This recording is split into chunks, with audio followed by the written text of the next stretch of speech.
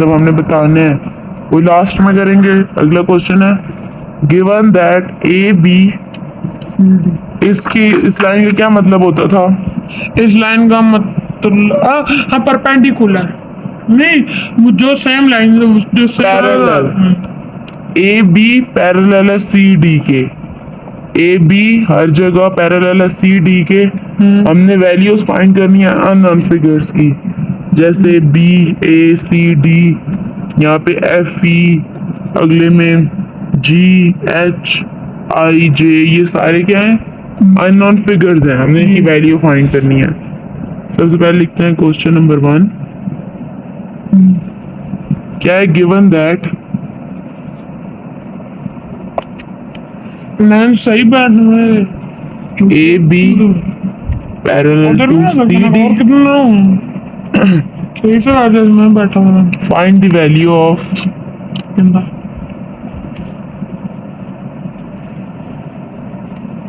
value of the unknown figure in each of the following.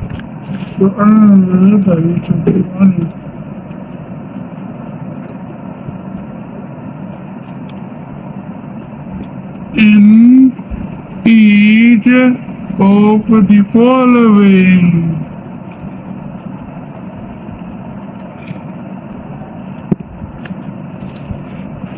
Question number 1 है, question number 1 का पहला part है, इस तरह की कुछ फिगर बनी हुई है। ये कौन सी लाइंस है?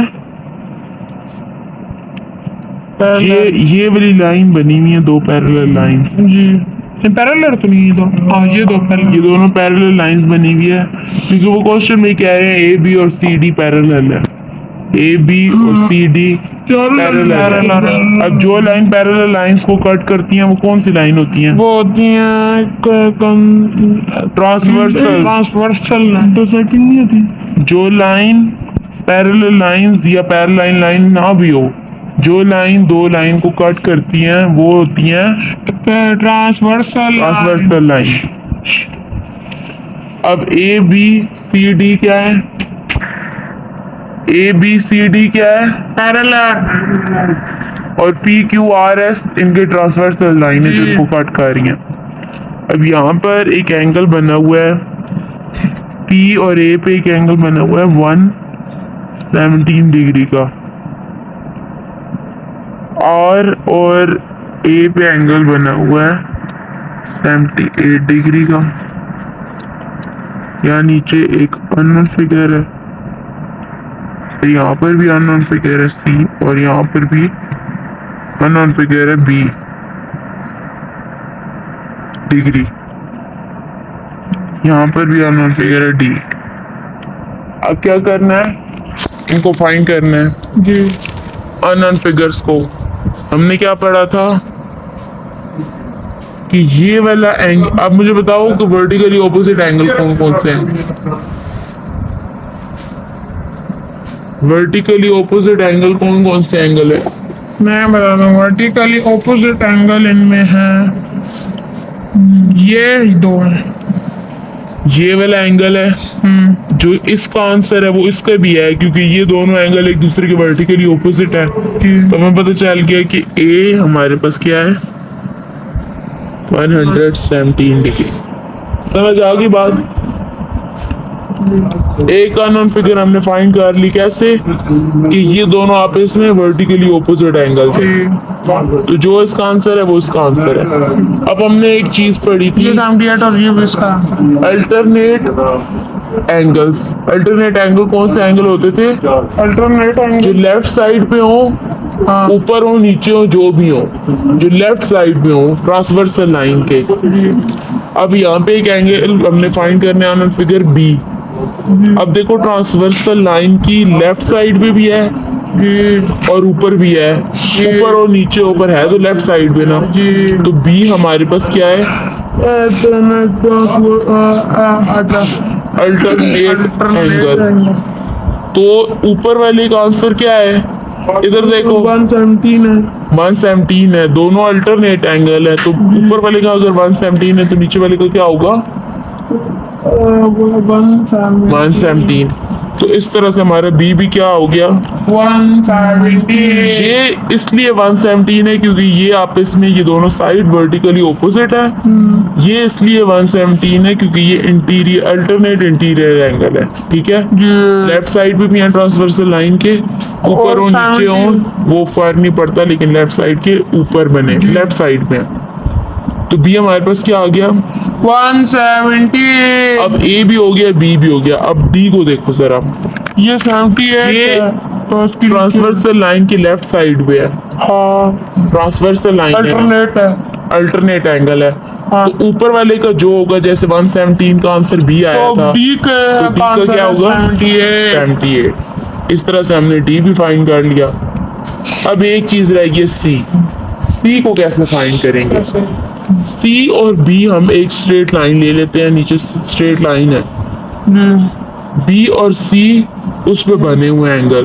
तो जब हम एक स्ट्रेट लाइन पे कोई अननोन फिगर फाइंड करते थे तो हम क्या करते थे, बी हमें पता है क्या है, 180 is equal to 180। बी है 117 डिग्री, जी प्लस कर देते हैं हम सी डिग्री, इक्वल किसके रखेंगे, स्ट्रेट लाइन है तो 180 डिग्री के।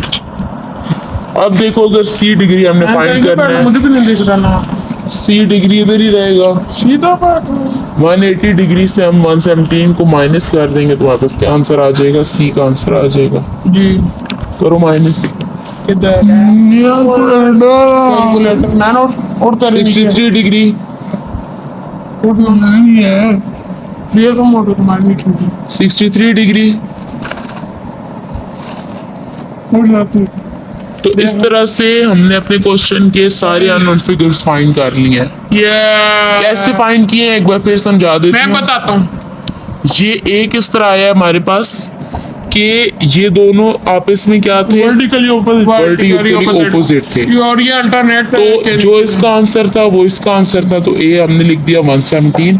ये बी हमने कैसे फाइंड किया, क्योंकि ये ट्रांसवर्सल लाइन है और पैरेलल एंगल्स पे बने हुए हैं। हाँ तो ये इस तरफ है, लेफ्ट साइड पे है, तो लेफ्ट साइड पे ट्रांसवर्सल लाइन के कौन से होते हैं, अल्टरनेट इंटीरियर एंगल। यस तो ये बी हमारे पास जो ऊपर वैल्यू होगी वो भी नीचे भी होगी, तो बी हमारे पास क्या आ गया 117। जी अब इस तरफ आते हैं, डी फाइंड करना है, ये भी ट्रांसवर्सल लाइन ही है, ये भी लेफ्ट साइड पे है जैसे ये था, तो ऊपर वाली की जो वैल्यू होगी वो नीचे वाली की भी होगी, तो डी हमारे पास क्या आ गया 78।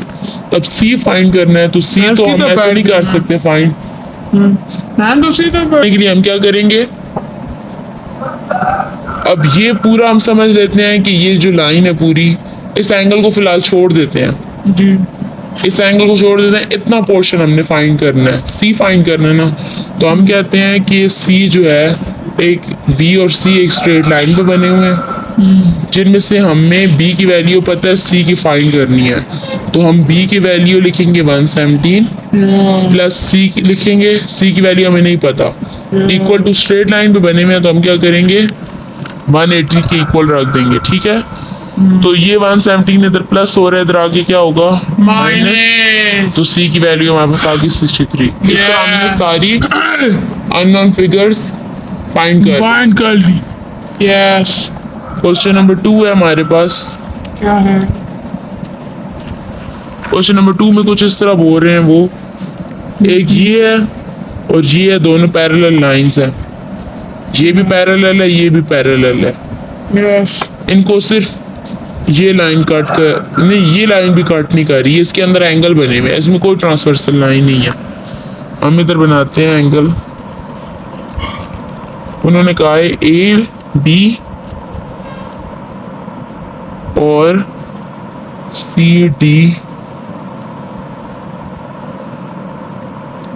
क्या है, पैरेलल लाइन है। क्वेश्चन में बोला हुआ था ए बी और सी डी, जिस तरह पीछे हर जगह बताया हुआ था A O B C O D क्या स्ट्रेट लाइन है, इसी तरह इस एक्सरसाइज में हर जगह बताया हुआ है ए बी और सी डी पैरेलल लाइंस हैं। Yes A B C D parallel lines हैं, इसके अंदर एंगल बने हुए हैं, एक इसके अंदर एंगल इस तरह का बना हुआ है, यस जिसमें ये एंगल वो कह रहे हैं 31 डिग्री का, और ये एंगल हमें फाइंड करना है।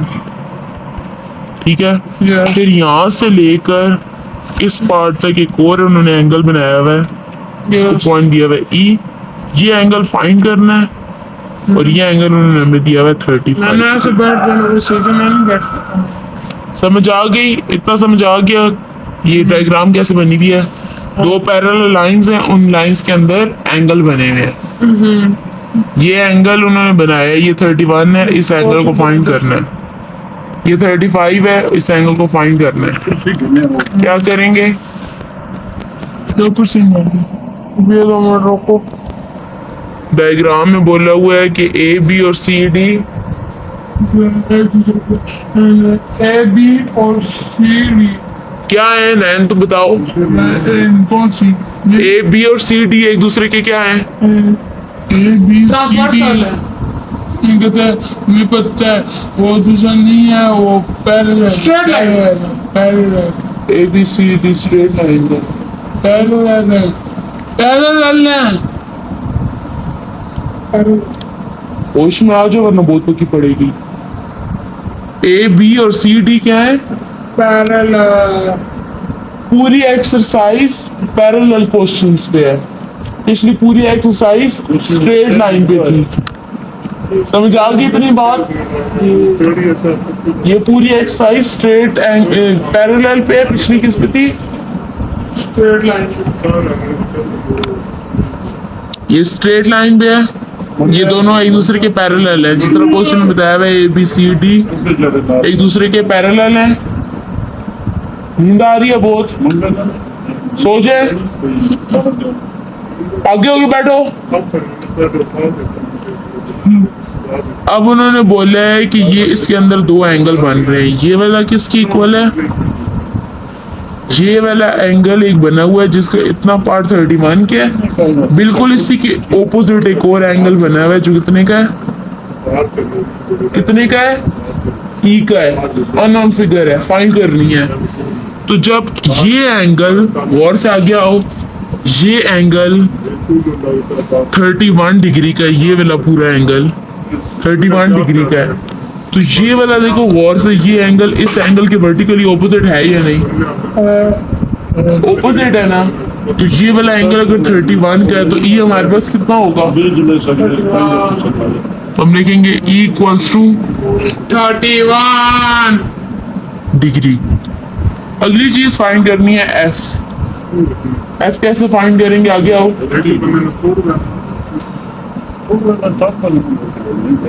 एफ है फाइंड करना है। सबसे पहले हम देखेंगे कि ये किस पर बना हुआ है। ये 190 डिग्री में। तो हम क्या करेंगे कि इसको 180 से हम माइनस करेंगे। तो पीछे आंसर देखो क्या है। तो ई हमने कैसे फाइंड किया है? मून बताओ जरा। ये वाला एंगल इस एंगल के वर्टिकली ऑपोजिट था, तो हमने कहा ये अगर 31 का तो ये भी हमारे पास 31 का है। एफ फाइंड करना है। एफ किस पे बना हुआ है? 90 इतने डिग्री के एंगल पे बना हुआ 90 है। डिग्री है तो 90 माइनस 180 करवाएंगे, जो आंसर आएगा वो फिर एफ का आंसर होगा। कितने से माइनस क्यों करवाएंगे? 90 डिग्री से। इस एंगल के ये एंगल वर्टिकली ऑपोजिट है, तो इन एंगल्स को प्लस करने से जो एंगल बनेगा वो इसका भी होगा। क्यों? इसका जो था वो इसका था, तो ये वाला जो एंगल है गौर से देखो, ये वाला पूरा एंगल इस एंगल के ऑपोजिट है। तो हम क्या करेंगे? लिखेंगे ये कैसे आया? ये किसकी इक्वल था? C D, B C D के इक्वल था। और दूसरी चीज है ये फाइंड करना है एफ। तो F degree equals to 35 degree plus 31 degree. इन दोनों को प्लस करेंगे, जो आंसर आएगा वो एफ का आंसर होगा।